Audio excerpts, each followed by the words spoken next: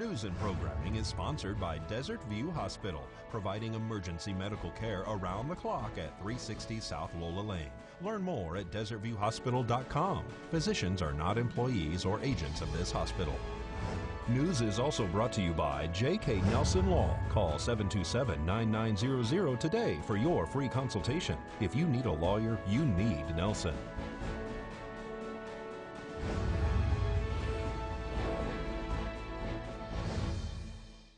Tonight on News 46, a teenager is struck by a car at Smith's. And voter turnout numbers are record-breaking. News 46 starts now. You're watching KPVM News 46 with Deanna O'Donnell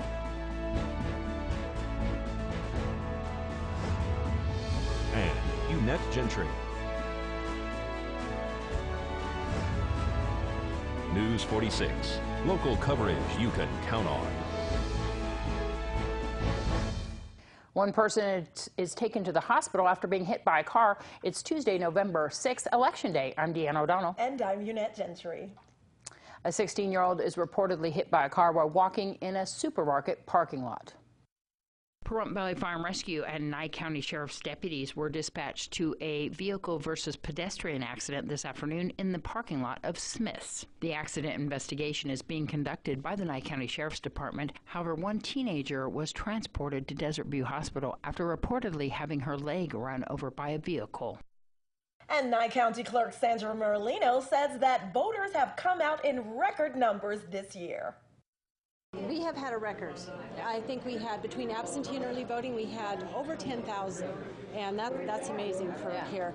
This morning, I haven't run another report, but this morning as of 9 o'clock, we had already had 1,200 voters throughout the county, so I'm sure it's much higher by now. What do we normally see for early voting?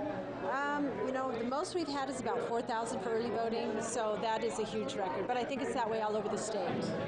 You've kind of done a little bit difference here as far as opening up every single one of these stations to put your name in, to register, to get your card to vote is open to all different last names instead of just doing it alphabetically. That's right. You know, this new system we bought back, actually we got it I think in May, pretty much.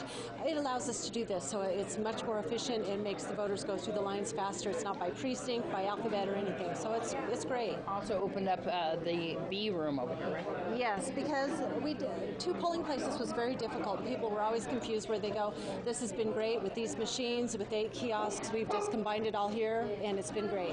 That is true. A lot of people are like, they didn't know where they had to go to vote, and so this is just a central location that seems to be able to handle everybody. Yes, and if the population increases, voters increase, then we'll have to go back to 2, or unless we get a new community center that's a little bigger. But yeah, right now it works great. We're open until 7 o'clock tonight here at the Bob Roode. Yes, that's correct. All over the county in different locations? Yes, that's actually statewide. 7 p.m. is the close of polls. If you weren't able to vote, if you didn't register or something went on with that, you definitely want to get those registrations in for the 2020 election. Exactly, and we actually have all the forms here, so we encourage anybody who has an issue to fill out the form here and now, so immediately after this election, we can get them input and prepared for the 2020 election. It's important to do the address changes and everything. That's very important to pay attention to that as a voter. When will we start seeing some results? Well, actually, for the first time, I'm going to send Rachel up to the office with the results as soon as we get everything shut down. I'm going to stay here and actually load up the equipment. So she will start tallying before I get to the office, where before we both had to be up there. So she's going to be up there. We're hoping by 8 o'clock we'll start getting some results out. But the absentee should come out immediately after 7 o'clock. We'll have somebody up in the office if you want to go up there. But any time after 8, we should start slowly seeing other results come in instead of like 10-ish. And candidate for Nye County Commissioner in District 4, Leo Blundo, says he was investigated for electioneering and subsequently cleared of the allegation. Blundo says that it all stems from him taking a veteran to vote at the polls during early voting.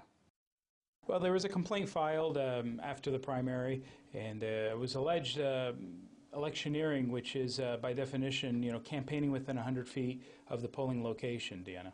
And so when did this allegedly occur?